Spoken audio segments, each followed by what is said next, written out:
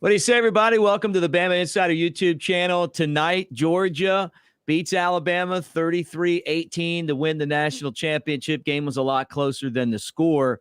And I know there's a lot of disappointed people out there, but congratulations to the Georgia Bulldogs. They waited a long time for this one, since 1980, and they win the national championship. Alabama went down like a champion. And they just had a lot of bad injuries and breaks. Guys, as you hang out, like and subscribe. Give us a thumbs up as you hang out. Good times and bad. That's the way that these things work. He's Trey Yanity, and I'm Mick Gillispie. And we're going to take your calls on the show. We'll hear from Nick Saban. We got a lot to talk about tonight. Look, it stinks. No one wants to lose. And this one's as hard as it comes because – I felt like the deal was injuries. I feel like Alabama lost because of injuries. John Mechie went down in the SEC championship game. They lost Jamison Williams today, and they just could not get back up from that, in my opinion. They lost all of those running backs. They've had injuries at the offensive line spots, and everything seemed to be okay until they lost Jamison Williams, Trey, and for just Alabama just didn't have an answer after Williams went down and not having Mechie. You said it, Mick. I mean, this game is just tough for so many reasons. But, the injuries catch up to you. I think this game was won by Georgia for a lot of different reasons. I don't want to say, it was just the injuries, or this, whatever. Alabama is a young team. We've said it all year long. This, could have happened, and it did. This was the worst-case scenario for Alabama. Like Jarvis just said in the comments, this game just didn't have a good feel about it. It seemed off from the get-go, and, I feel bad. Chris is running down to the strip right now, our producer, to get some interviews and whatever as we hang out with your guys. We're here, for condolences, to just kind of hash this thing out because obviously, it didn't go Alabama's way, but that's not to say this wasn't an incredible season. It's not to say Alabama didn't have the Heisman winner and, didn't get to this point, get to the national championship yet again. They didn't win this game. Alabama has dominated Georgia over the last half decade. Georgia was due to win a football game. This is a very talented team. Credit to Georgia at the end of the day. This is a dominant football team. Alabama is equally as dominant in my opinion, but, that's why this game was a nail-biter. That's why it came down to the end. That's why this season, when these two teams played, one team won the first game and one team won the second game because this was ultimately the best matchup we could have seen. Excited to hear from the callers tonight. Excited to see you guys comment because, a lot to talk about, but disappointing to say the least. Yeah. And look, I mean, you had all of those games last year without injuries. I mean, really, like Jalen Waddle got hurt, and like one or two guys. Alabama had a rash of injuries this year to some of their best players, their key players, and Georgia really didn't have to overcome that like Alabama. And, and there's years like that. There's, and sometimes it happens. Sometimes it doesn't. It just, every time you turned around, Alabama was losing someone key. And when they lost Jamison Williams, there just wasn't anyone else. And I gotta tell you, Bryce Young did such a great job of throwing the football, but the younger wide receivers just couldn't make the catches in the big spots, Trey, and he was putting it right in their hands. This is just so tough, Mick, because all season long, we've talked about the young wide receivers. Give them the chance. Give Ajay Hall his opportunity. We saw that tonight. This could be a game we look back at, as Ajay Hall game, as a game where we saw the young receiving corps step up and win for Alabama. That's just not the case tonight. And like I said a minute ago, it's credit to Georgia. They have a more veteran team. They've been waiting for a national title since 1980. So you could understand the motivations there. But for Alabama, you don't have John Mechie to start. You lose Jamison Williams. Somebody has to step up. We didn't see that tonight. And you talk about the fronts and this game being won at the line of scrimmage. Alabama didn't necessarily get dominated at the line of scrimmage, but they didn't win this game at the line of scrimmage. If they had done so, they're national champions yet again. It wasn't the case tonight. I don't think that Alabama was going to be in a position to win this game. If it was coming down to the wire, it needed to be like the SEC title game, in my opinion. Alabama needed to get out to a lead and allow Georgia to throw the football. When Georgia's allowed to run the football and use their defense to beat you, they're going to beat you. This is an elite defense, an elite running back room. They proved that tonight. Credit to Georgia. For Alabama, this is just another step in the process. We're going to see some crazy narratives. We're going to hear about the dynasty being over. We're going to hear about Nick Saban being washed and this, that, whatever. You have the Heisman winner coming back. You have Will Anderson coming back. You have a loaded team to start 2022. I don't want to be that guy that just instantly moves on and doesn't recognize this loss and reap everything that happened this season for this little bit. Take the lessons from this loss in the national title game and move on. Start anew, because the next year's team, it's going to be deadly, Mick. I mean, Yeah, look, I think that Alabama's going to look a lot different next year on offense. I'm guessing Bill O'Brien's going to get an NFL job, probably a head coaching job, Trey. What did you think about the play calling? It was pretty frustrating watching him watching Alabama try to throw the ball in the red zone so much and not try to run it in when they were having so much success in the running game. And what killed Alabama is kicking field goals and not scoring touchdowns. And that was kind of one of my fears coming into this game without Mechie, that they were going to be in a spot where they just didn't have that guy to go to. And I hate to be critical of Bill O'Brien, but I'm watching some of the passes inside the 5, and I'm wondering, why not run the ball? Yeah, I mean, play call wise, this could have gone differently. And Alabama was bailed out, when they didn't run the football on, I think it was 2nd down and goal from the 3-yard line. They got that roughing the passer call there, so they were able to score the touchdown on that drive. Ultimately, Bill O'Brien, like you said, is moving on. And I don't know if it was a great fit for this offense. I think at times, Bill O'Brien caught some unnecessary hate. I think overall, he was a great mentor for Bryce Young and really helped evolve his game. But, ultimately, scheme-wise, it could have gone better tonight. No doubt about it. I think at the end of the day, players have to make plays. Ajay Hall has to make that catch on 3rd down and 7 to the outside. And, if we want to talk about the outside as a whole, Alabama got dominated on the perimeter. And I think that's a big reason they lost this game tonight. But, overall, you need somebody to step up. Play calls are play calls. Brian Robinson did what he could when he was asked to do so tonight. And I thought overall, he kind of repeated his performance from the, the playoff game there. But you needed a young receiver to step up to win this game tonight. We can talk about play calls all we want, but Ajay Hall has to step up. A few of those plays he's called on. Trayshawn Holden, in a couple of busted coverages, has to step up in this game. That didn't happen. And it's not like Georgia came out here, and rewrote the book. We talked about it all week. It was the best 11 versus the best 11. They executed, they adjusted to the wrinkles better, and they won this game tonight. Credit to Georgia. I think Alabama, will use this in a lot of different ways. And I think next year's team, I'll say it again and again, is going to be deadly for a lot of reasons. But use this. Remember this feeling tonight. Think about it like it's San Francisco in 2018 and just get prepared, because Alabama returns the Heisman winner. They return the best defensive player in the country, and they're coming for Georgia again next year. Yeah, look, I'm feeling like Alabama will be very motivated by this. I would look for the Crimson Tide to bolster some of the weaknesses that they had this season in the transfer portal. I also think that they'll be back again. I mean, that's something that we've seen with these guys consistently, is that they've been in this game. They make the playoffs. They find a way to win.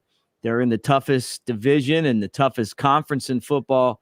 And to beat them, you really have to play a great game. And I got to tell you, Georgia played a great game. When they fumbled the football and gave Alabama the ball inside the 15-yard line, and Alabama scored the touchdown to go ahead, they came out and made some great plays. Stetson Bennett made some of the biggest passes in his career. No, and you got to give them credit for that. I mean, like they instead of trying to run the ball, they opened up the playbook and started to go deep. Jackson got burnt on a bunch of different pass plays, but he was a guy that was way down on the depth chart. I mean, you talk about all of these injuries. Think about the injuries in the secondary, not even the injuries in the wide receiver spot, not even the injuries in the running back room, but how about the injuries in the secondary? And I thought Kyrie Jackson played, a game in the first half it was not bad, and then in the second half they just started picking on him.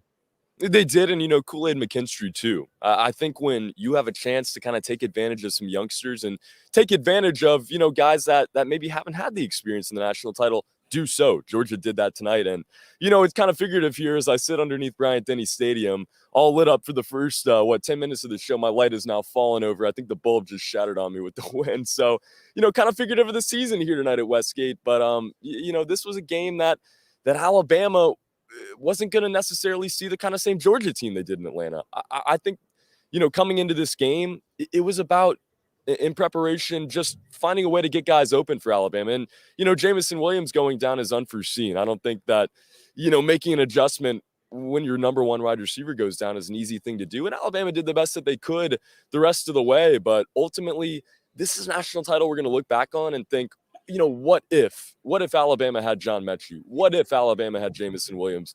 What if Alabama even has Josh Jobe in this game, has a healthy secondary to defend those Georgia receivers? This could look a lot differently. I hate to blame it all on injuries or one thing or another. Alabama lost this game for several reasons tonight, but, you look at the what ifs in this one, no doubt. I got to say this too. I mean, I got to steal a line from my buddy Ben George on the Tailgate show. He said, I feel like Alabama's playing with house money. And I really do. I mean, like, just the way that the season went, all of the guys they lost to the NFL, all of the injuries that they had this year. And I'll tell you what, they still played a hell of a game tonight. They didn't win, but they played. I mean, for everything that you look at the beginning of the season, I mean, really, like they came out and no matter who went down, it's just like they just kept on rocking and rolling, and they just ran out of playmakers at the end of that game. But if you look at where we thought they would probably be and where they ended up at the end of the season, this still was a great year, and they're still champs. They're SEC champs. Georgia's national champs. They won, one tournament, won another pretty much. But it's been a successful year. It wasn't a national championship season, but I love what we got coming back too. I love the fact that the best players on the team will be back next year, and they'll be hungry, and they'll be looking for Georgia. Maybe in the SEC championship game, they're going to have to beat Texas A&M, but they're going to have some they're going to have a whole year to continue to get better. Tomorrow, we're expecting a bunch of transfers. Who's going to be there and who's not. I'm sure it's nobody that we see playing all the time, but some of the guys that haven't seen playing time may go to other schools. But Alabama will be a better team for having gone through this process, which is something that they've gone through. But I said before, Trey, and I'll say it again, that Georgia was going to have to beat Alabama. I don't think Alabama gave them the game. I think Georgia made the plays, and that's why they won tonight.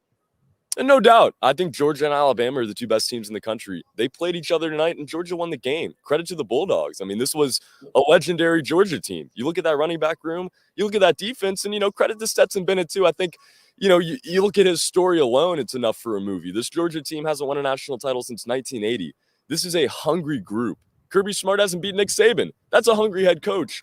The stars lined up, and we can talk excuses in the comments all day long because, when a loss happens, excuses are going to come out, this, that, the other. But at the end of the day, Georgia had the team to win the national title this year. They did that. Alabama did too. I think Alabama, like I said, is just going to have to find a way to use this. And thank you to Stephen Deese in our comment section here for the $5 super chat. Crying or not, we appreciate the support. And, no doubt, Alabama did have the number one recruiting class in the country this past year. And, certainly a top 3 class will be coming back as well, which is why you get so excited for next season. But, as we talk about this game tonight and where Alabama got beat, it was the things I worried about the first time around, to be honest. Not winning at the line of scrimmage, not putting enough pressure on Stetson Bennett, and just not finding a way to stop that running back room. James Cook, breaking it out for 60 yards. That momentum swing, I think, makes the difference in the game. You talk about Brock Bowers. not letting him beat you. He scores a touchdown that essentially, swings this game at the end of it. Ultimately, Georgia beat you with their weapons. Alabama lost some guys. They had some injuries, but they couldn't respond to that, and that's why they lost the game tonight. Yeah, look, that and not getting into the end zone when they had the ball in the red zone. Not scoring touchdowns and kicking field goals, and when you get into these games and you had an opportunity, and Alabama dominated the first half. When they played Georgia in Atlanta, they scored touchdowns. Now they also had Mechie and they had Williams, and then they didn't have Mechie, and then they didn't have Williams, and there wasn't someone else in that wide receiver group that was able to consistently make the plays that it was going to take. I mean, I'll tell you what, though, Bryce Young, the accuracy that he has on those balls is unbelievable. He's under pressure. He's backing up. He's getting chased around, and he whips the ball down the field over two guys in the corner, and it's there, and it hits the receivers in the hands. They just couldn't catch him. I guess it makes you realize how good Mechie and how good Williams are. Oh, no doubt. Alabama has had such a run at receiver. It really makes you appreciate it when you see some youngsters get into the game and, have to be faced with big-time opportunities. Alabama, I think, needed to kind of try some different things scheme-wise in that fourth quarter. But overall, I like the game plan. I think Brian Robinson could have been activated a little bit earlier. I like the dump-offs to Trey Sanders. I like involving, him in the pass game a little bit too. But like Andre or Andrew is saying here, or Andre is saying in the comments, no Jamison Williams, no John Mechie. That hurts you. When a team loses a game, there's not necessarily just one reason why they lost the game. That is a reason. Alabama didn't execute in certain parts of this game. That factors in as well. I think Stetson Bennett got pressured, decently enough, but ultimately James Cook, Zamir White, these guys wearing down Alabama's defensive line played a huge role in this game. It's going to be interesting to see kind of the narratives, I think, following this game. What does this mean for Alabama moving forward? What is this about the dynasty and this and that? And for Georgia on the other side of that coin, is this an LSU 2019 or is this program really here to stay?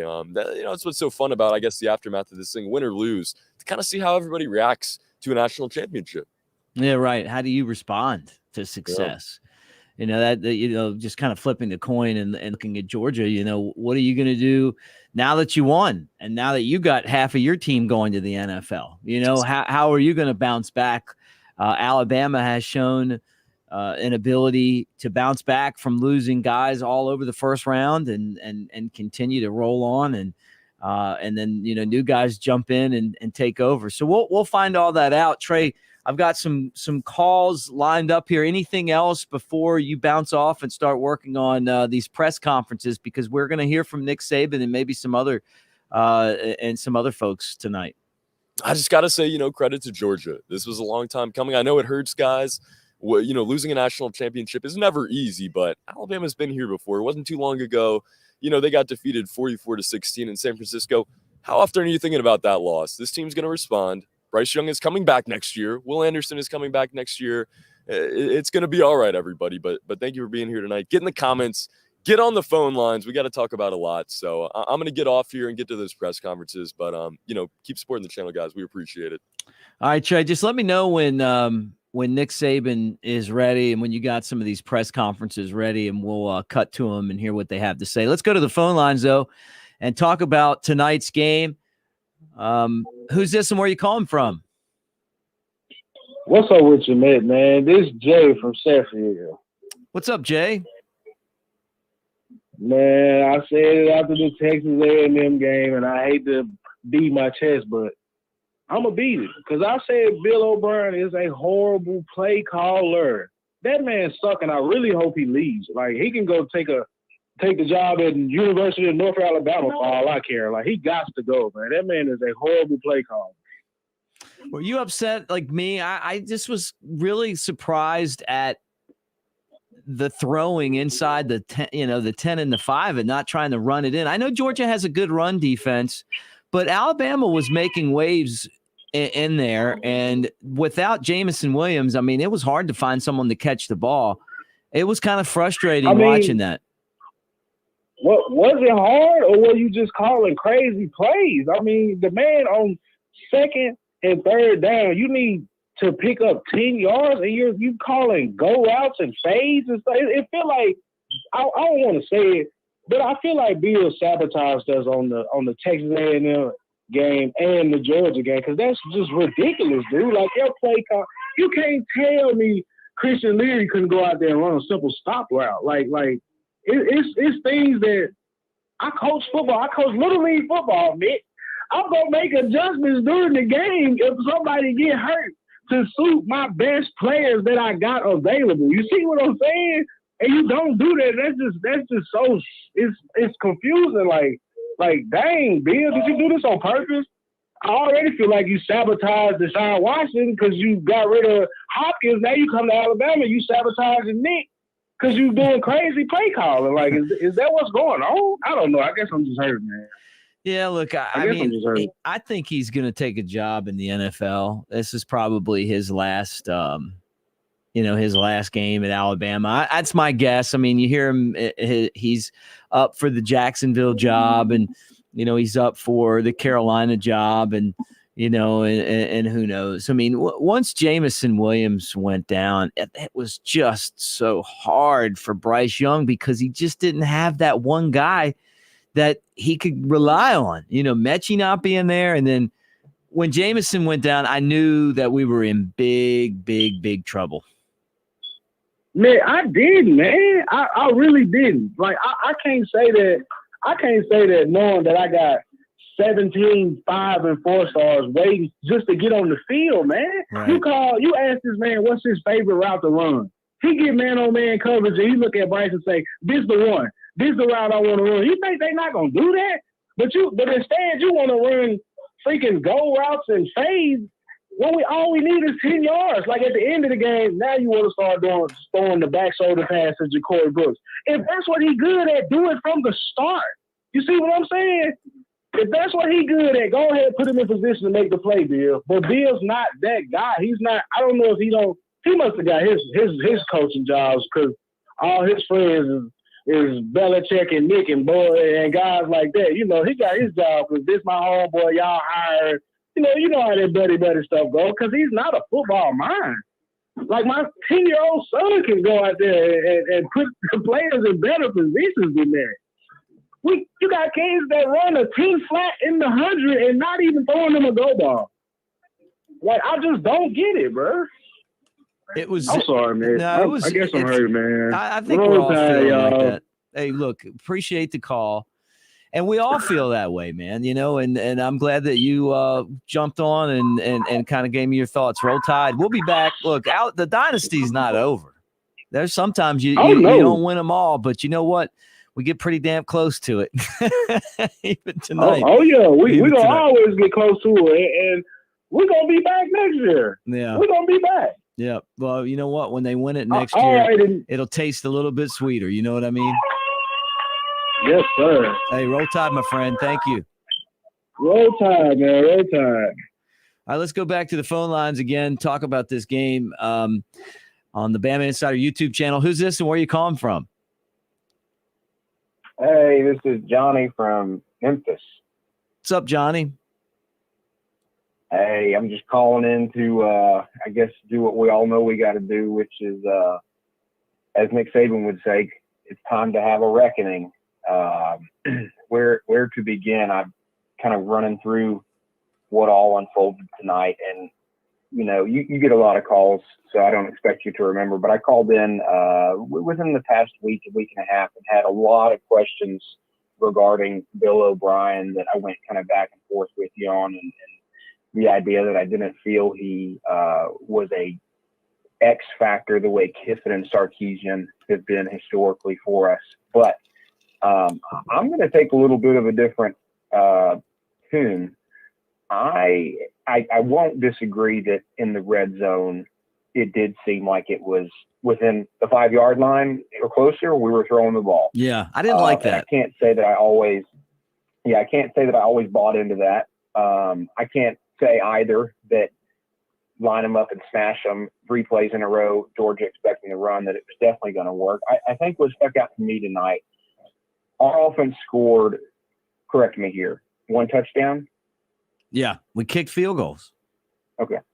Yeah. We kicked field goals all night. We scored one touchdown that was produced by a great defensive effort. I don't think you could have asked any Bama fan, you guys will score one offensive touch. You guys will score one touchdown only.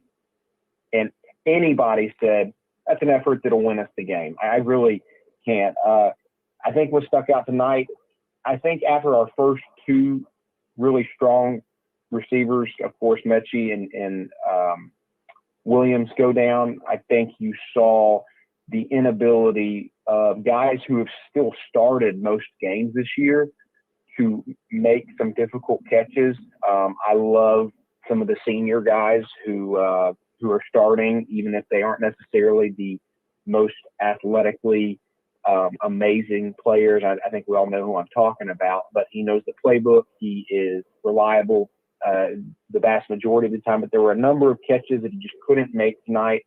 But again, every player has their skill, and not every player is just, an amazing hands and speed kind of guy. But I think the other two things too, Georgia, they threw a bomb and they dropped it and they hit it. And that's not so much we're better than you as much as it is it's a 50-50 ball, and that one worked. I think the pick six at the end of the game, lopsides the score a little bit. I honestly felt that the majority of the time between the 20s, Bama moved the ball pretty good. I know this is kind of I'm just really spitballing here. I don't know where I'm going with all this, but just trying to give myself some therapy.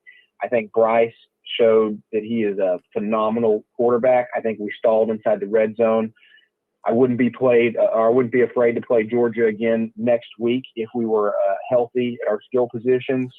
I think I was really impressed with our defense outside of a 67-yard, backside run that broke free and a 40 or 50-yard bomb. I thought the defense was lights out. I mean, I really was impressed with them. But I'll sit here and see if you got any feedback for me, and then I'm going to go stick my head in the pillow and say it was. You know what, though? This is what makes you realize, and I think as Bama fans, we get used. I mean, I think the guy said it tonight. Has Bama been to 6 or 7 of the past 8 title games? Yeah, I think it's right? 7 in the last 8. Yeah, I mean, it's crazy, right? That is as amazing as Saban is with his 7 titles in 13 years, or what could be 7 or 8 in 13 years. 7 championship game appearances in 8 years. I mean, we are. I know we say it, but I mean, there will come a day when Bama is not in the Saban era, and I hope maybe it just becomes the Coach X era, who used to coach under him and came back. But I think we should all really try to savor and appreciate, even through the losses, what the team has done over the years. If the losses don't hurt, then you're not invested the right way. So the fact that they hurt so bad just shows that we're still invested despite all the success. But I love that you guys are on here to give the fans a platform to come out and talk things over. And I can't say that I want O'Brien back, but he certainly inside the 5-yard line did not impress. But in between the 20s, I was a little. He gave me more than I thought he would. It just turns out that you can't win championships scoring one touchdown and kicking field goal. Right. Yeah, no, that's it, man. I mean, it's not his fault that everyone got hurt. I mean, look, if they had, if they had one other, premier running back, Chase McClellan, it's a different team. I thought Brian Robinson played his heart out.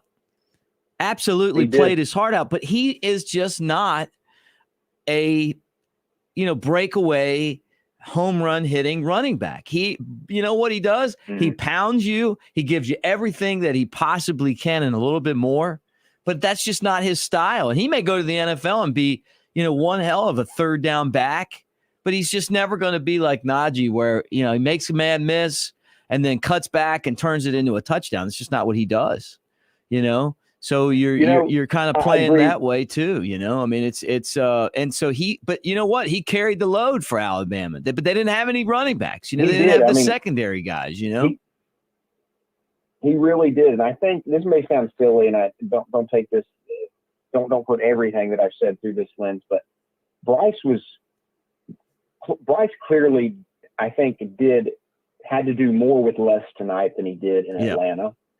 And I really he couldn't do anything wrong in Atlanta. Guys were just running by defenders. Gaps were opening up and guys were taking it and eating up chunks, and he was putting the ball where it had to be. He still played phenomenally tonight. Like you said, putting the ball in Ja'Cory Brooks' hands, even if he drops it. Putting the ball in Billingsley's hands, even if he drops it. Putting the ball in Slade Bolden's hands, even if he drops it. He did it under the duress that we probably would have thought Georgia could have created initially. And Bryce Young 100% played well enough for us to win the game. I'm excited about what we've got coming back. I hate that it's got to be 365 days to see if we can redeem ourselves, but at the same time, no reason to hang heads. Like I said, you can't score 7 points and then kick field goals the rest of the night. Nobody I can think of in Bama Nation would have said that's a recipe for success, and if we lose, we should find ourselves, looking for answers. I think we have our answers, and we'll get our guys back. We were injured. Don't ever want to make excuses, but it definitely handicaps you when, I'll jump off after this. What percentage of our receiving production was due to Mechie and Williams? And I guess that would be my final question. Did we have 80% of our offensive receiving production out for the second half of the game? It's got to Does that be. question kind of make sense? I don't have the number here, but it's got to be. It's got to be. I mean, Slade Bolden made a few catches. The Ja'Cory Brooks catches at Auburn, but I mean, it was Mechie and Williams all year. And then now they're gone tonight. So Herb Street tonight when Mechie was obviously gone and then Williams went out. They were coming back from a commercial break and Herb Street jumped on and I laughed when he said this. He goes, the two great receivers are out for Bama, Mechie and Williams, but it's okay because, they just put in, and then he paused, realizing that he knew none of the other receivers' names on the field and just said they put in another set of weapons. And I thought to myself, he said that because he couldn't think of another receiver's name who's a true receiver. You can't say they put in Bolden. Bolden's always been in, but Ja'Cory Brooks, JoJo Earl, Trayshawn Holden, Ajay Hall. I think there's a lot of potential, especially with Holden, Ajay Hall, and JoJo Earl. Ja'Cory Brooks is definitely a niche guy. He kind of reminds me of Devontae Smith, but with a little less, probably a little or considerable less explosiveness, but definitely a strider. I'm going to jump off here and let these other fans get in, but Roll Tide, thank you for the work you do for the university and for the fans.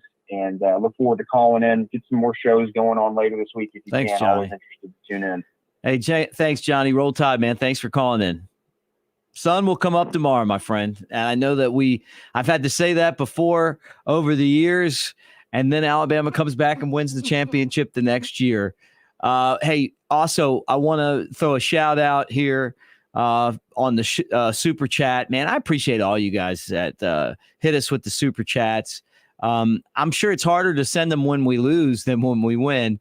But Ben, thank you so much, man. Roll Tide, and I appreciate you doing that. Let's go back to the phone lines again. I'm going to keep it going. I want to hear what you guys have to say. My only request is just, so far we were off to a good start. Keep it clean, but let me know what you're thinking. I want to know what you're thinking after today's game.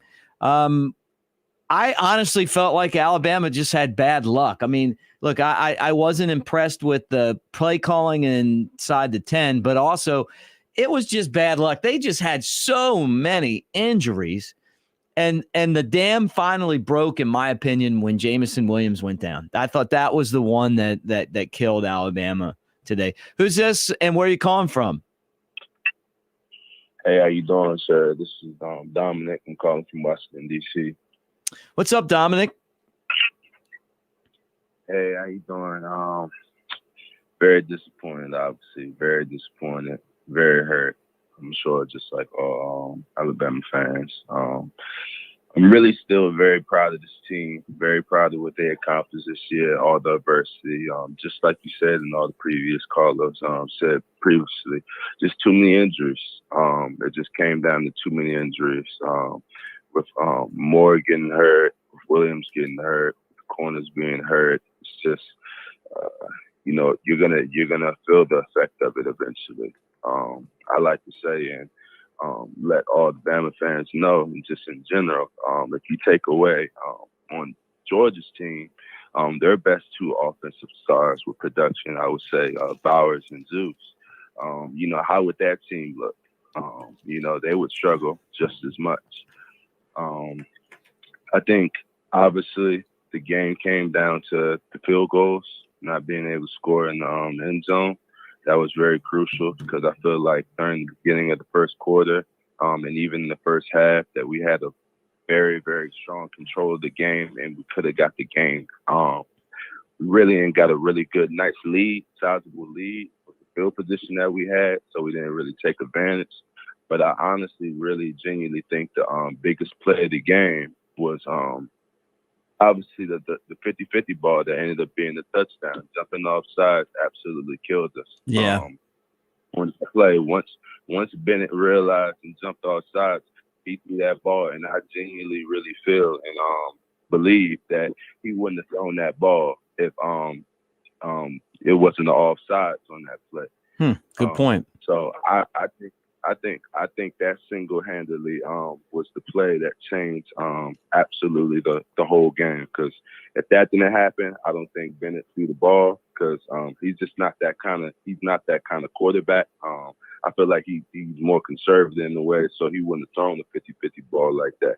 Anyway, now that's not to say that Georgia wouldn't have went down there and scored a touchdown down there, but how the defense was playing, I felt like they were only going to allow 3.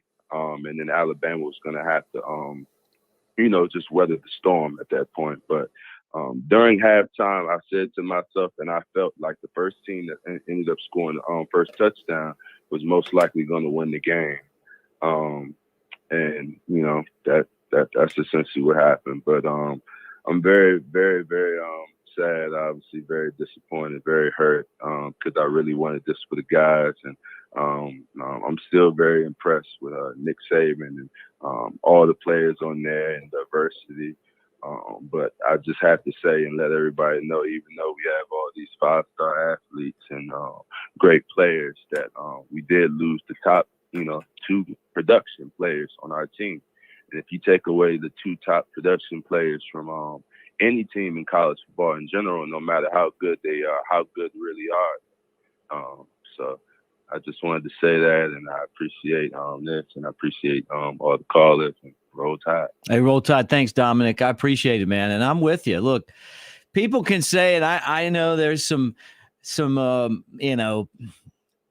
people in the comment section right now that Alabama loses once or twice a year, and they're going to get in there and try to rile you up and, talk about Alabama got whooped and all that. No, Alabama didn't get whooped. They lost the football game, but that's not a whooping. Alabama whooped Georgia and Atlanta. I mean, whooped them. This was a game where Alabama was in it until the last minute, So technically that's not a whooping. Now, 33-18, and it was in these championship games, you have to take chances when the other team gets the lead. You got to, and that's how a lot of them turn into a score that really isn't that close. But Alabama had the football with a chance to tie at the end of the game. So that's that technically in my mind, just, FYI, guys, not a whooping. It was a great game today. And Georgia won. And Georgia had a season that was memorable. And they had a season where they didn't have the amount of injuries that Alabama dealt with. And next year it could be totally different. But that's what makes a championship season special. Alabama's had more than anyone else. Last year, they didn't have those injuries. I mean, we lost Waddle, maybe a couple other guys, but we just lost so many different people. There was just nothing we could do. I mean, by the time that this game, you lost Jamison Williams, it just wasn't the same team anymore. And I thought Bryce Young did a really good job of keeping Alabama in it. Who's this and where you calling from? Mick, man, what's up, boy? What's up? Man, it's Mike, man. I'm talking about California. Yeah, what's up, Mike? And I know this one stings a little bit. Yeah, so, all right. I see all these people want to take their whole therapy session with you. and I usually jump over here and speak what I'm going to say and get off the line kind of quick. But Mick, I'm going to take my time with you this evening. Do it. Because this is the last game of the first time that Bryce Young then lost in a major contest. And it kind of matters. So I'm going to take my time with this. I listened to the first caller get online and say something about he was a coach. He Coach Pop Warner and all this and everything. I respect that. I appreciate it. All coaches, coordinators, such as myself, look into the game less emotional. This game, of course, we had injuries. Man, we lost. You can't take away 62% of your offensive production throughout the latter part of the season, and then expect to go up against one of the greatest college defenses that's ever existed in the SEC, and then expect to really, show up and show out as the team you started with. That's one. Secondly, wait, let me sidebar real quick. Bill O'Brien. I've been watching these sportscasts with these little sports figures pop his name up and all these little coaching vacancy jobs and all this. This seems to me eerily similar to our last season with what's the boy name that's over there in Ole Miss? Oh, Lane Kiffin. Yeah, the boy Lane Kiffin. It's a little eerily similar, but the only difference to me is I never really even paid attention to Bill O'Brien. Like, he had a team that he was given that's young, that hasn't had that mystique, that Alabama presence. And he has a team that doesn't have, how many seniors we losing this year? Not very many. We got a very, very young team. Then he had to deal with emerging stars, losing Mechie, losing Williamson, and on top of that, the secondary was depleted from the outset. So we had to deal with all that. And you know what's crazy? Our barometer and our measuring stick compared to even compared to Georgia, because like you said, I think a little bit ago, Georgia hasn't done this yet. Georgia hasn't won that big game and lost half their team. Alabama, hey guys, we lose half our team every year. And every other year, when we take a big loss, we right back there. Right. Some solace in understanding that the reason why we say Nick Saban is one of the greatest, if not greatest, head coaches of all time is because he keep rebuilding. Win or lose, he keep rebuilding. That's why his whole era and this whole little thing about this year, smiling and joking and doing all this stuff, he knew what he had and what he was working with. So why put all that Bama pressure, all that Nick Saban pressure on all these young men's shoulders? Just let them go out and play. Right. And they went out and played all year and beat the number one team already in the SEC championship. I don't agree with what y'all said earlier about we won one tournament and they won another tournament. No. I don't agree with that. SEC is the national championship. We all know that. But irregardless, we always, as coaches and coordinators and fans, we want to always win our very last game of the season. When that don't happen, for whatever rate and whenever game it was, we're going to take it for what it is. But let me go ahead and shorten up this excursion I'm taking on your line one time. I'm a California dude, born and bred. I done been all over the country, Alabama, Louisiana, Texas, Delaware, New York, everywhere.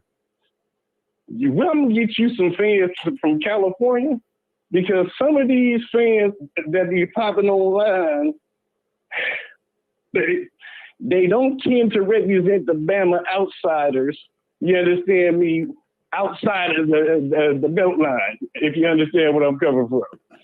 We got a whole lot of Bama fans, and I'm about to start social media everybody to tap in and join in with the Bama Insiders because for real, Bryce Young is from California. Y'all last couple of Heisman, I'm pretty sure has been somewhere, some shape, form of fashion connected with California. We're going to show up and show out next year, man. Take another championship down. And the way we're going to do whoever we play throughout the next year's schedule, oh, my goodness, I promise you, when we lost to LSU in Alabama, and they celebrated and did all of what they did, we didn't see all that in this championship win. We're going to carry that same energy. Will Anderson, shout out. Bryce Young, shout out. We're going to carry that same exact energy all next year and see what happens. Right. Well, Mike, do your thing, man. Yeah, Mike, roll tide out in California, man. And I agree. Look, we'll be back, man. Roll tide. Thanks for calling in. All right, see you now. Look, I know you guys want to get in. I'm going right back to the phone lines. Also, like and subscribe as we hang out. Look, I know Alabama didn't win this time, but I got a good feeling that Alabama is going to be really tough to beat next year. I'm kind of excited about next year already. Who's this and where you calling from? Hey, Mick, how you doing? It's Ben Catalano from West Orange, New Jersey. Hey, what's up, Ben? Hey, just want to let everybody know, I know we're all hurting. We all share the pain, but I just want to say how proud I am of this Alabama team. All year long, we heard what everybody was saying, that maybe it's not the year, they're rebuilding, that they got a lot of new players. They came in as underdogs. They came in all banged up, like a lot of everybody else is saying, and they lost their second and third level running backs. Two of the top receivers, or offensive line came in banged up. With all that, and even when Jamison Williams went down, it even took the air out of my sails up here in New Jersey, but they kept on fighting. They never gave up. Quit was not in their vocabulary. And I was so proud of them.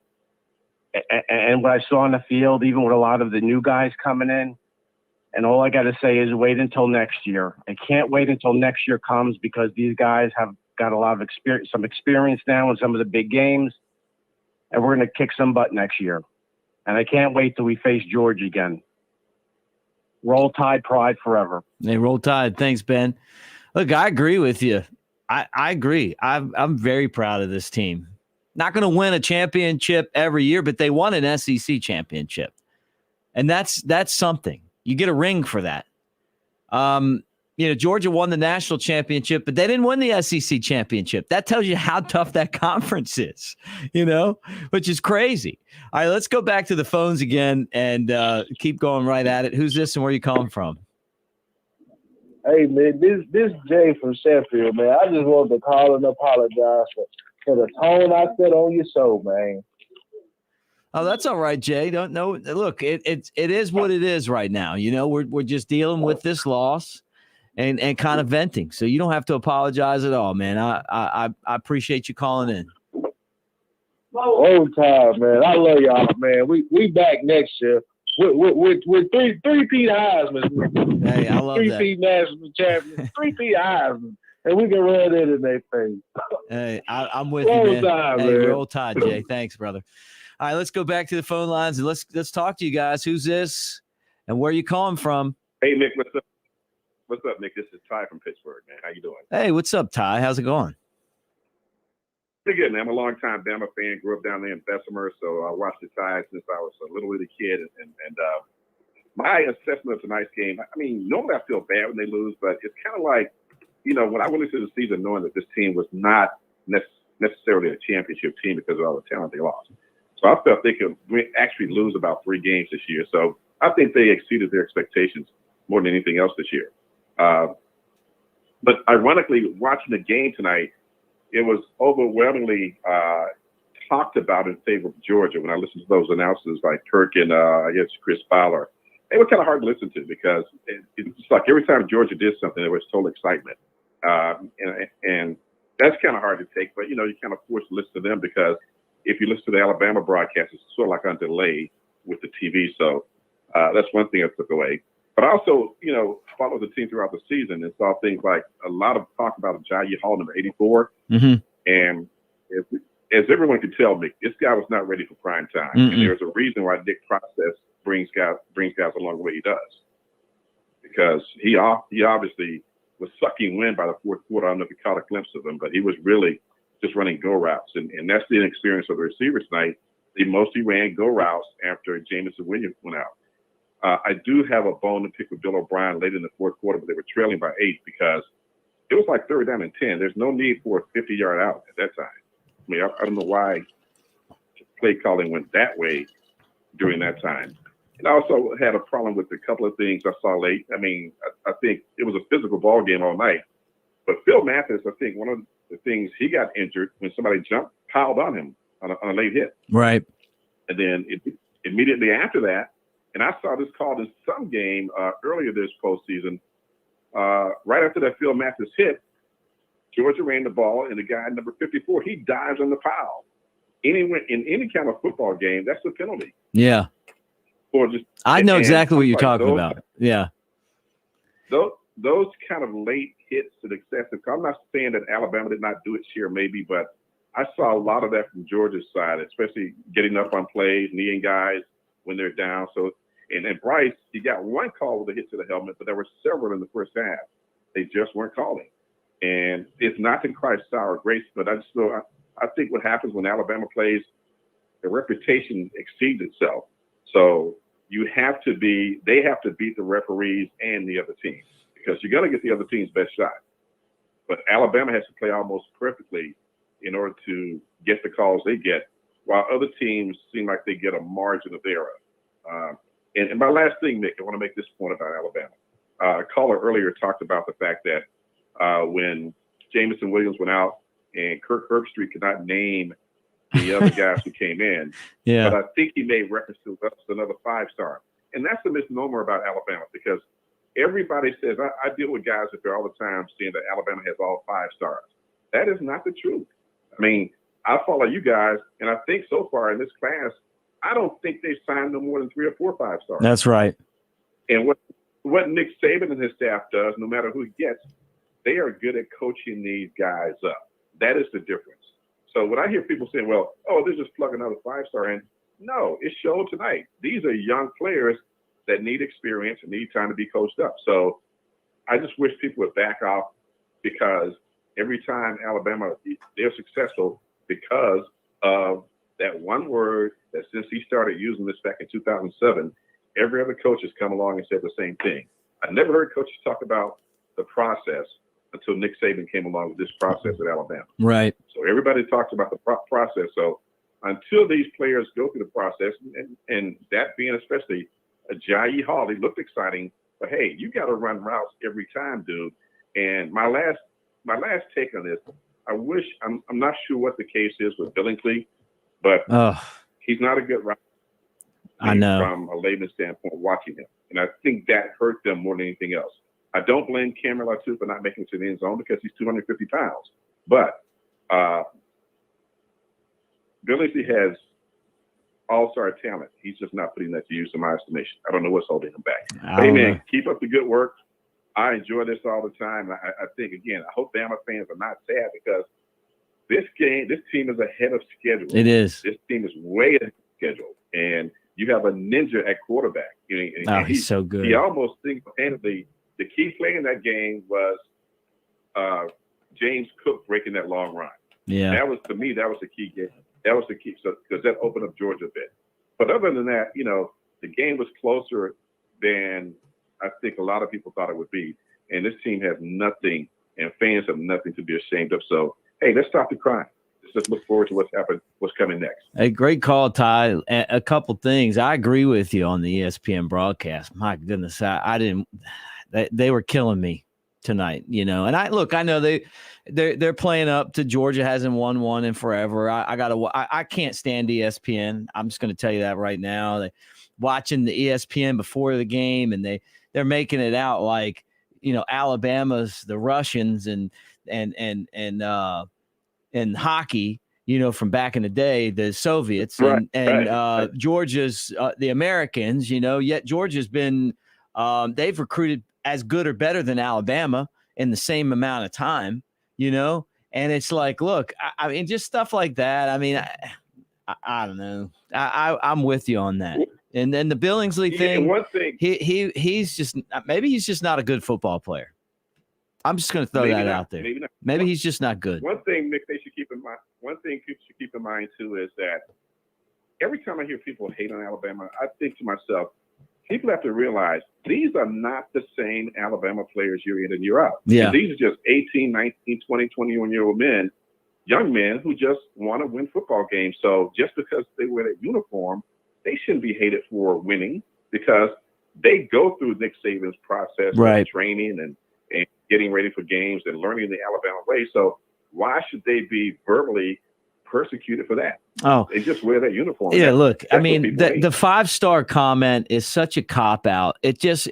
Basically, it's a way to lessen what's really going on. And what really was going on is Alabama lost maybe its biggest threat on offense. They were. I told somebody I was texting with, Alabama after Jamison Williams went down was a crab without claws. Like there was just that's the receivers. I mean, like they're out there running around, but they don't have claws to reach up and catch it anymore because you lost Mechie and you lost Williams. And that's how this year's team was. We didn't have 4 first-round picks this year. And then, some of the young guys make a play, drop the ball. But I'll tell you what, Bryce Young puts the ball on the money. And as long as he's at Alabama, look, this was the in-between game of what would have been a three-peat. You know what I mean? Right. They're not going to get a three-peat now, but you know what? They're going to win next year. They're going to win it all next year. I'm calling it right now. All right. Jaya Hall, that ball was right on the money. How many of them tonight were dropped? And I'm like, wow, dude. I've been here reading everything all year about how he's upset about not getting on the field. I know he was hyped in the 8-8. He got hyped up by the ESPN announcers. But, hey, you still have to go through that process. There's a reason why Jameson and Mechie are the players they are. That's right. They're crisp route runners. And that's the thing that I think Billingsley has to learn to do. He has to become a more precise route runner. Yeah. Because lazy routes can actually hurt a receiver. And that's what happened tonight. And that's why people knock Slade Bolden. But Slade Bolden is a ninja, man. He knows how to run precise routes. Right. He gets open.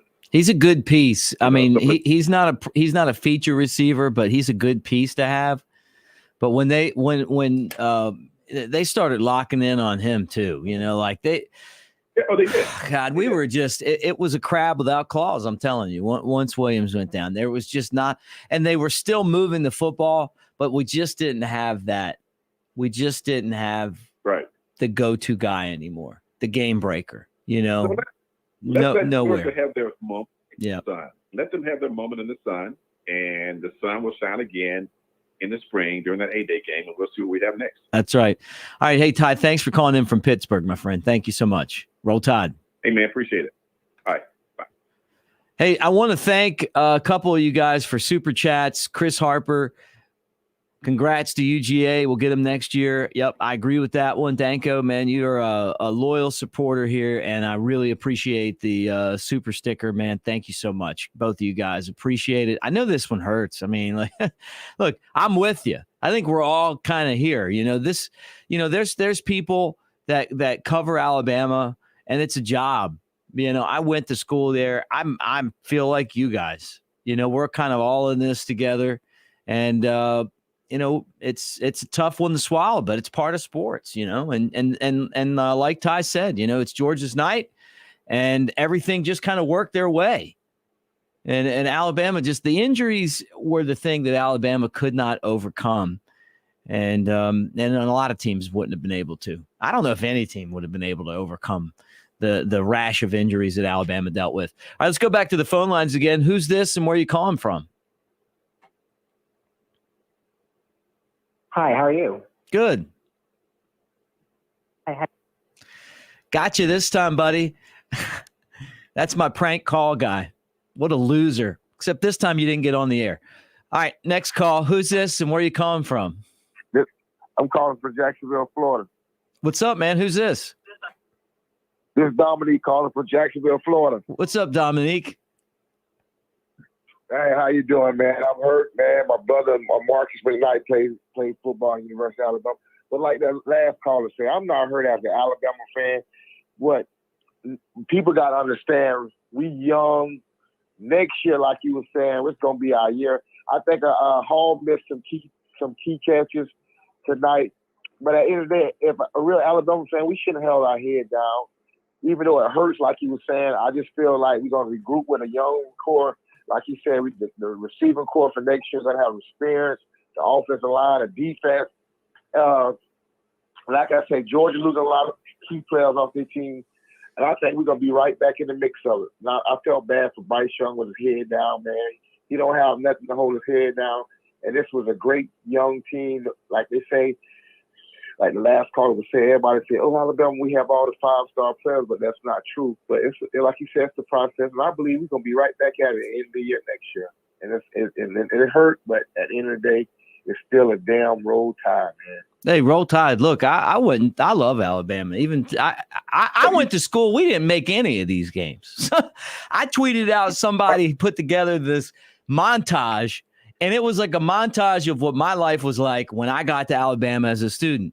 I got there, Gene Stallings was leaving because of some of the great wisdom of the people at the athletic department. And then after Gene Stallings left, and Alabama was always good when Gene Stallings was there, we went and became clowns. It was years of being clowns, losing all these games and just all the on the field, off the field stuff that was going on. There were a couple good years in there, but not like this. My brother was on the team for 2002. He was recruited by Dennis Franzoni. He redshirted in 2002.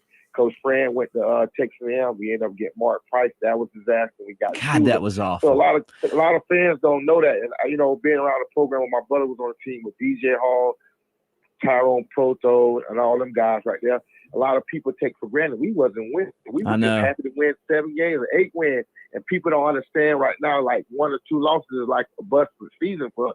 But like I say, as a fan, I'm going to school tomorrow. I teach school. I know my students going to kill me, but like I said, I feel happy. I feel happy tomorrow. I'm going to have my Alabama stuff on, called the Power Farm Bomb Show tomorrow. And let Georgia have their moment. They won a national championship, not taking nothing away.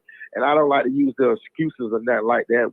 But everybody knows when you lose 2 key receivers like Mechie and tonight with Williamson, and you have to play a lot of true freshman young guys, not taking nothing away from him, but that goes a long way. But I'm glad they got experience because I think that Hall, and like the last caller say, Gillispie got to be able to run routes, man. It seemed like he progressed this year. I don't know if I'm the only one seeing it. He was not the same guy he was last year. What you think about that? Look, if I'm Alabama, I'm gonna take my glasses off. I'm gonna type on the computer, get in that transfer portal, and see what tight ends I can bring in. Yes, man, because he was just like, it seemed like Gillispie was going through slow motion in his routes. If I ain't the only one seeing it, I'm like, what's going on with him? Well, I mean, he's got a lot of talent, but it just hasn't shown up this year. I mean, like, yes. And number 81 tight end, he catch that first touchdown in the beginning. Oh, that could have changed it. Our defense played good. And like the last caller, when Cook brought that long run in the third quarter, that was kind of like, wow. Because the being with a lot of key injuries, to be in a game like that and national championship, and Georgia had their whole heavy dog. I know. And like Coach Saban said in an interview tonight, he was like, yeah, the fourth quarter. And it was just 1 or 2 plays, I think, that we made. I think it was right here. Look, man. At the end of the day, I love this team. I think everybody needs Alabama fans. We need to keep our heads up, keep grinding. This is going to fuel us for next year because I don't see Georgia, even though they recruiting that a lot, they losing a lot of key players on that defense that came back. We're going to have some key players like Kool-Aid, the other guy we had at Jackson. We gonna be all right. I really think we could stay healthy, and I really think Mitch. I think he's gonna come back. In my opinion, I think he's gonna come back another year for his senior year. What you think about that? Hey, look, I think Mechie. Yeah, I don't know. I mean, he might. I'd love to have him back. I think Alabama and a couple super chats here. Eric, I appreciate it. $5. Yeah, I think we're going to win it next year. I do. There's Jersey Dolphins, another one of our great followers. Super chat at $5. We are going to win next year, and you're going to love every minute of it. Yes, and that's why I don't want our Alabama fans. We hurting, but we got to get over. Understand, it was a young, inexperienced. This was supposed to be a rebuilding year for us after we lost all we had last year. I know that's the crazy thing. National championship and be that close and lose like that and everything. That speaks about where our program and what Coach Saban. Like Coach Saban say, man, he's proud. I'm proud of that. I'm proud of our young guy. Sometimes you learn, like Paul Brown say, you learn from losing sometimes, and it makes you understand from the winter workouts to go that much harder. Right. But I will let you go, man. It's a road damn tie. And like I say, us Alabama fans, we have to appreciate when my brother was there. And I'm going to tell you, 2002 until Coach Saban got there, we had that 1 year in 2006. I remember we won the Cotton Bowl. I was in. I was there. Got the ring and everything. I was there for that game. In 2006, and I talked to Jamie Christie, our kicker, Eric Graves, a lot of them guys that was on the team. That's the year that shooter went 10. I think we was 10-2, if I'm mistaken. Yep, lost to LSU and maybe Auburn. And Auburn beat us. Yeah, Auburn beat us. And like I was saying, and people don't understand how we should sometimes be ungrateful, man. But them years, man, we were just happy like the state win 9 or 10 games. It was lean, I mean, it just, I don't know. You talk about Tyrone Prothro. He was one of my favorite Alabama players. I loved watching him play. I was in his dorm room, man. Him and his brother Quinn. I know Quinn. Quinn's been on my show before. Yeah, I know him. Yeah, good Quinn guy. Proto, and I was in his room. I was at the Gator game when it happened. I remember this Brody Core throwing that first touchdown to Proto, man. I was like, Coach Shooter, Shooter, why you still have me? We was up on Florida. I know. And I'd be dog. Whoever thought that would be the last play he ever played in college and football again. Unfair, man. He was going to be a first rounder. I know it. I would have loved to have seen him playing on a Nick Saban team. Yes. Think about that. And what do you think about the running back for Georgia Tech? We're going to be so loaded with running back. All of them. Sure, boy, that Trey Sanders was kind of hurt. I don't really think he got back to his full strength yet. You're going to look back at this year, and you're going to just try to figure out how Alabama got to the national championship game and won the SEC. You're going to look back, and you're going to be like, you're going to look at the running backs, and it's going to be typical where Alabama's going to have 3 guys that are going to be stars in the NFL, all in the backfield.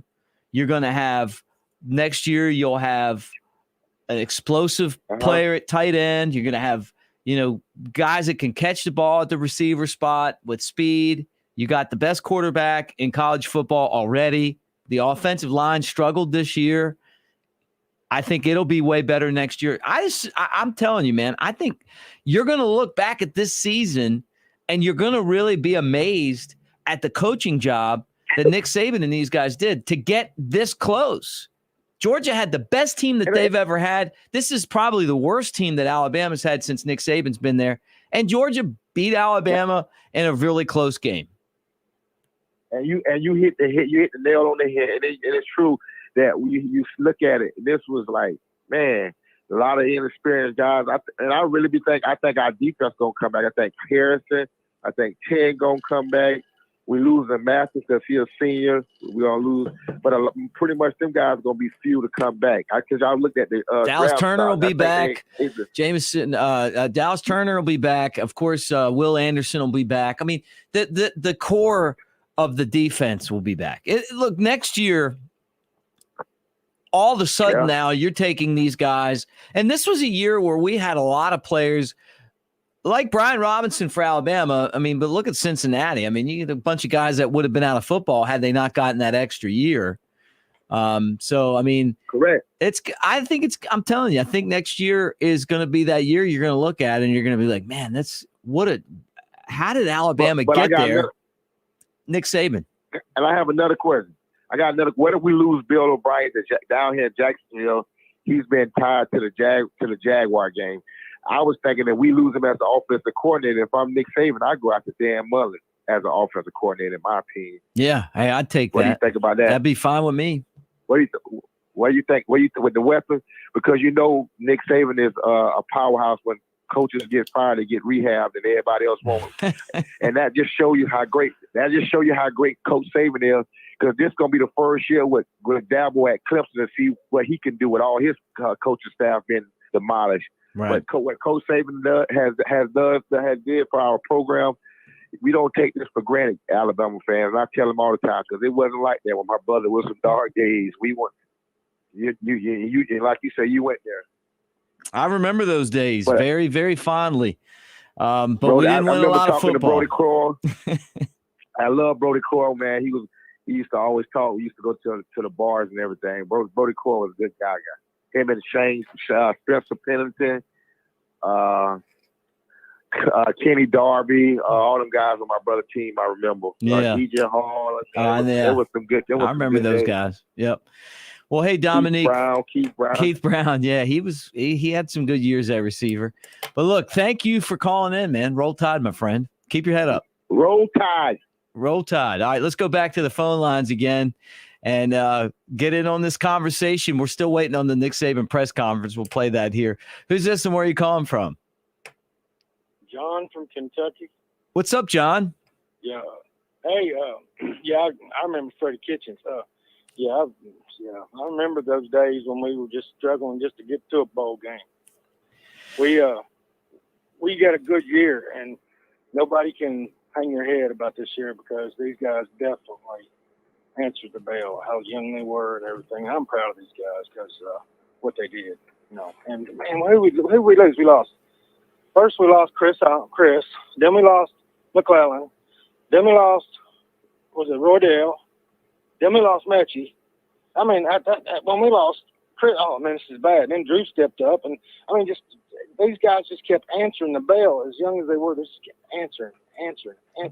And we lost to A&M, and that was and we had to go to Florida, and we squeaked out of that one, and then we lost to A&M at Kyle Field. I mean, these guys were road warriors at the end of the season, and you're all right. We couldn't overcome the injuries, but I tell you what, man, this has been a fun team to watch. It has. They just never had. We didn't even quit this game tonight. We were still going in the fourth quarter with 30 seconds left. They were still trying to score. I'm like, these guys had no quit in them. They didn't quit, and nobody can hang their head. And I'm proud of them. We won our bowl game with Cincinnati. We are the all-time leading bowl champions. We own the bowl. We've lost more bowl games than most teams been in. Yeah, that's true. And we own the bowl record. I think it's 71, something like that. I have to look at the records, but we own the bowl record. So we got our bowl win with Cincinnati, and we didn't lose to Georgia. They won a national title. Yeah, that's the way I feel. They did.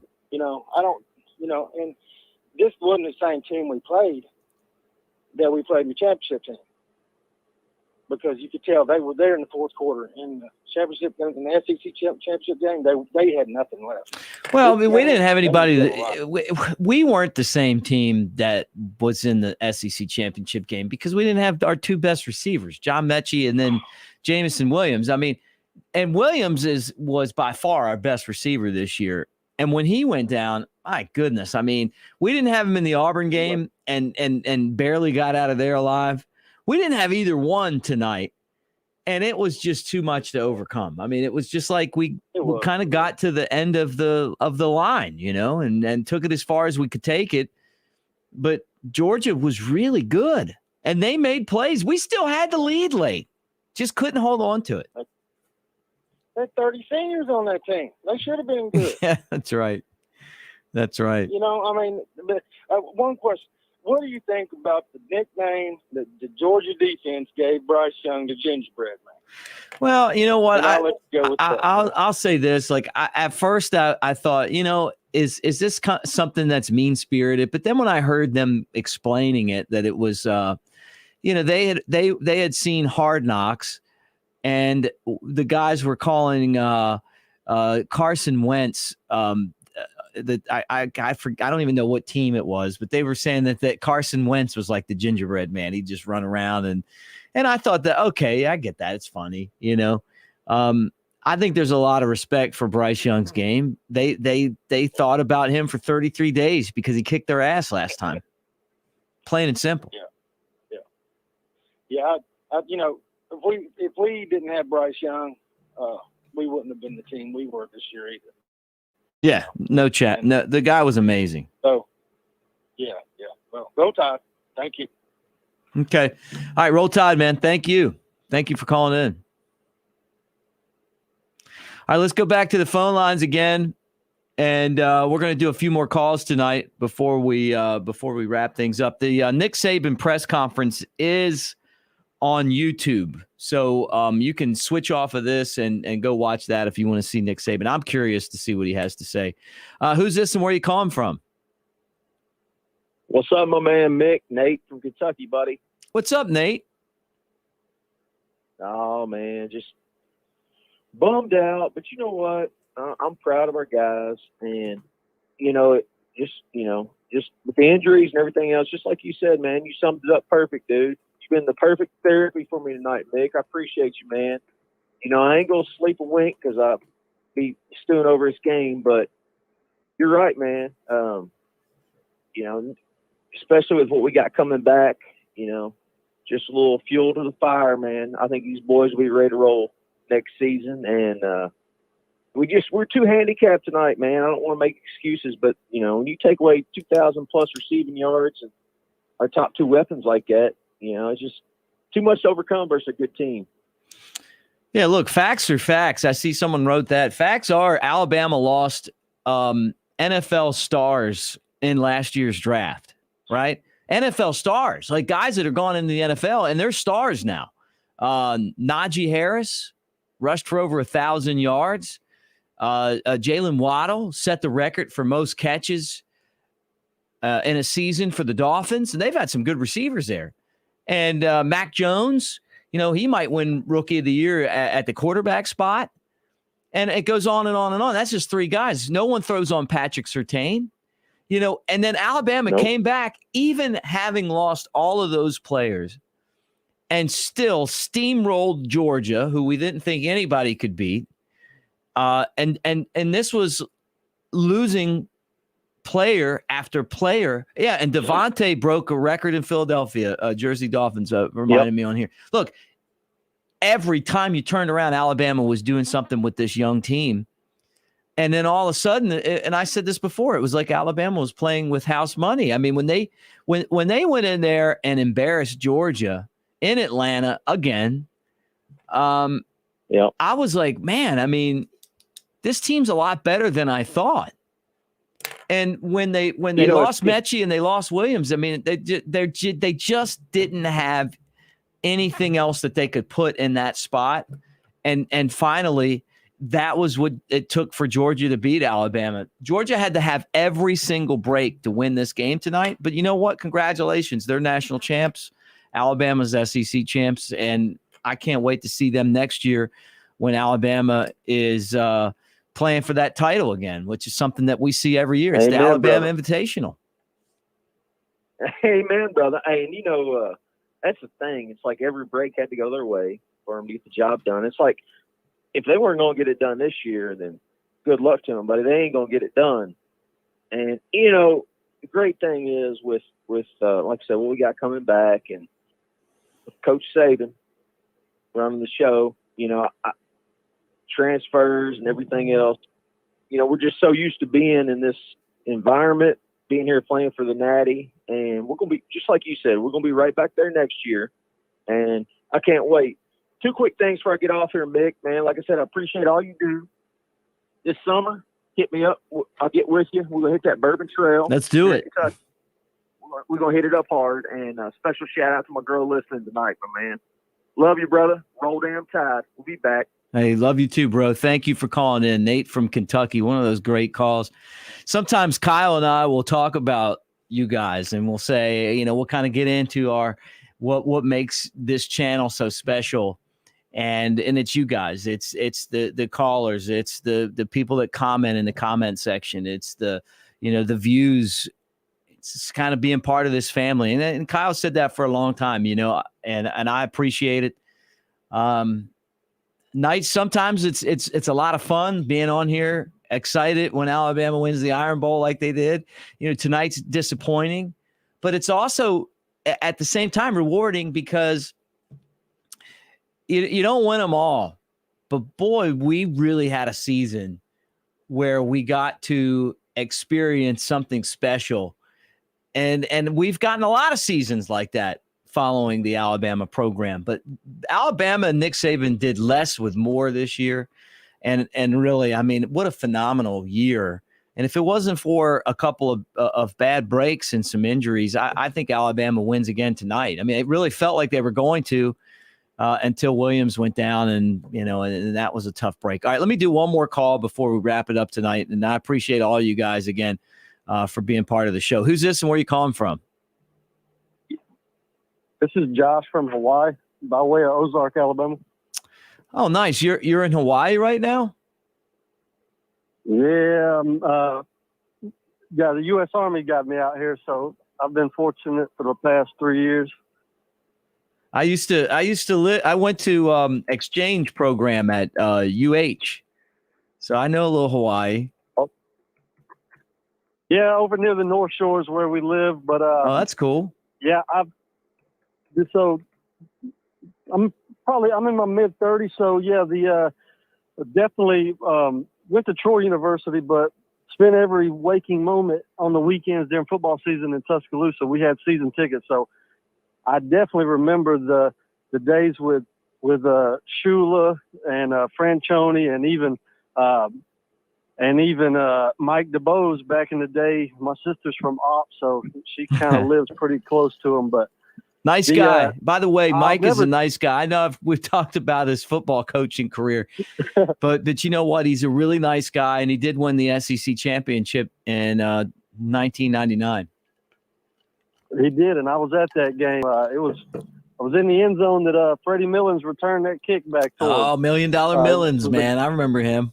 Loved it. But maybe it's just the competitor in me that, it's harder for me than it feels like some other fans that no matter how many we go to and how many we win, I got a few comments about the game tonight and just, history under Saban. But I refused, because my dad said the same thing. Hey, Mechie, we lost Mechie, we lost Williams.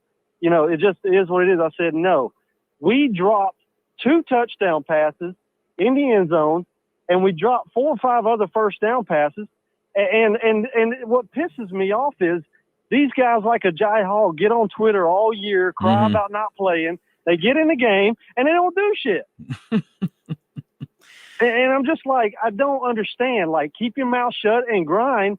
But then when you get in the game, like, everybody was dropping passes. And it just, yes, Williams was unbelievably fast. And I know Georgia was thinking, they were probably celebrating at halftime and thinking, wow, this is going to be a lot easier. We can stack the box. We can do a lot of things now.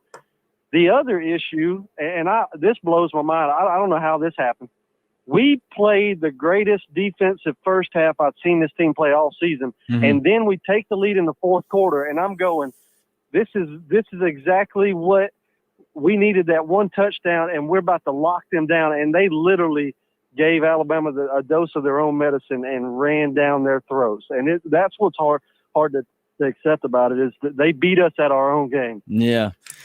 Well, they took some risks when we got the lead, and and we just didn't have. I agree with your dad. I mean, you're right about the one thing though. Like, when you're crying for the ball, you're going to transfer because you're not playing, and you get in there and you can't catch those passes that are right in your stomach and in your hands.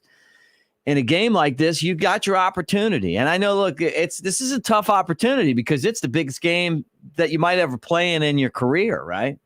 But with that said, John Mechie and Jameson Williams were our best receivers, and they were a powerhouse combo. And we could do without one. We just couldn't do without two. And I mean, it was just terrible the way that the luck worked. I mean, they both had knee injuries when they weren't touched. It was just kind of like awkward and then weird. Yeah, and then Slade Bolden, we counted on him. He was great against Auburn, had a touchdown against Georgia and against Cincinnati. And tonight he just kind of fell in with that crowd, just couldn't make the catches we needed. And it was like the COVID drop passes going around the wide receiver corps. Everybody wanted to get in on it. But well, you know what happens sometimes. Well, let me say this first, Josh, and then I'll let you pick it up again. You know what, though? Sometimes in sports, and I've been around sports my whole life, whether I was playing or, coaching, and now, sometimes I'm calling games and, watching and talking about it with you guys tonight. Sometimes it's just not your night. And we've had a lot of it is our night in Alabama, particularly since Nick Saban's been there. And we have had those nights against Georgia, games that we shouldn't have won, but we did. We shouldn't have won the game that Tua was in, but we won it. We shouldn't have won the SEC championship game that not this year, but the one where they had the lead and Jalen Hurts came in, but we did, right? They made mistakes, fake kicks, the ball bounced our way. Tonight it was a combination of injuries and a couple of bad breaks, but it wasn't our night. It was their night. And they I don't think Alabama gave them the game. I think they won the game. Alabama could have done a lot of things better. And you're right. It would have been nice to see some guys actually make some catches, but those guys haven't been called on to do anything all year like that, and then all of a sudden it's like, hey, we need you now. And they weren't able to make it happen. Yeah, there was a lot of pressure on them, and that's absolutely true. And no one will know how it feels until you're sitting in there getting yelled at by 75,000. But just a few things about just history under Saban, and this is not, this is just something we can sit back and scratch our heads, and it's nobody's fault. But does it just seem like that the day Nick Saban was signed to Alabama, that God said, look, we're going to give you Nick Saban, but we're going to have about 5 to 10 players that have to get hurt every year just to give the other teams a chance. Because I have never in my life seen a team every single year have more injuries than Alabama. And it's not anybody's fault, but it's like the teams we go up against are completely healthy. And we're out here, with 10 guys that were good contributors that, for one reason or the other are injured. And it's like every single season, it's the same thing. It's one year it was the defensive line group and the defensive ends, and next year it's the linebackers. Now this year it was offense.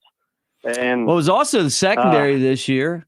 And it was like, it was like that too. But you know what? Last year we really didn't have this issue. Last year was that one year where everyone pretty much stayed healthy and we kicked the crap out of everybody.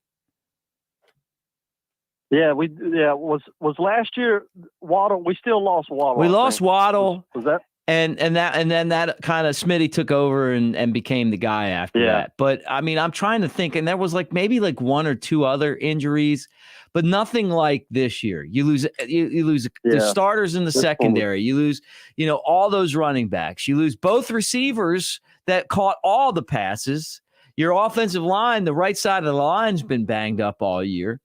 But you know what? They still were they were still in this game with a minute left to go in the fourth quarter, driving the ball downfield to try to win.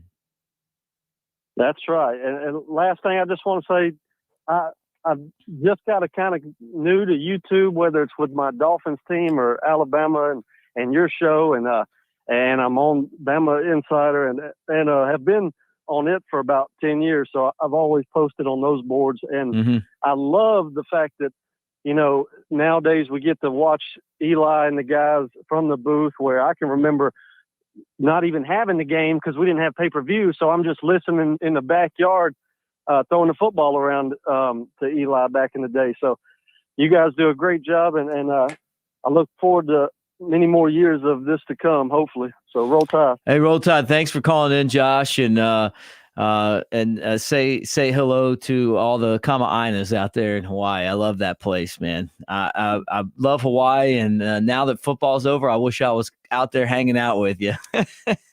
Take care, man. Thanks for the call.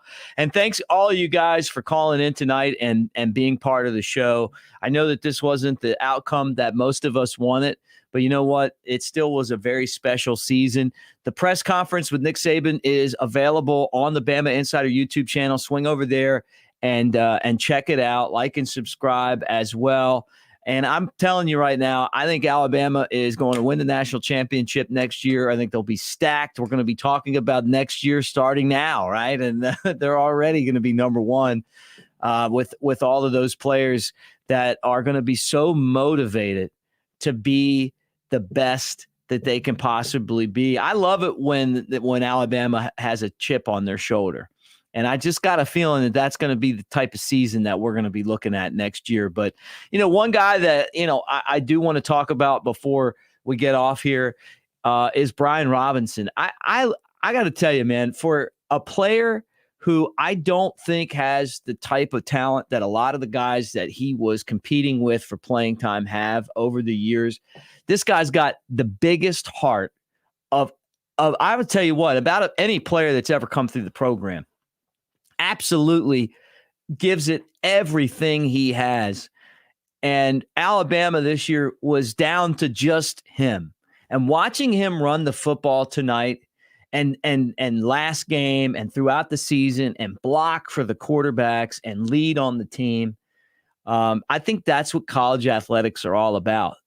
A lot of times Nick Saban goes out and it's these, super duper athletic stars that just have so much more ability than everybody else. But I feel like where he really separated himself was with his determination. And as we move on tonight, I got to give him a tip of the cap for a great season in this entire team. But congratulations to the Georgia Bulldogs, because they're your national champions this year. We didn't get number 19 this year, but I got a feeling that we're going to get that next year. All you guys, again, thank you for watching. Thumbs up and subscribe. We'll be back tomorrow with a lot of programming on the Bama Insider YouTube channel. I'm Mick Gillispie, and roll tide, everybody.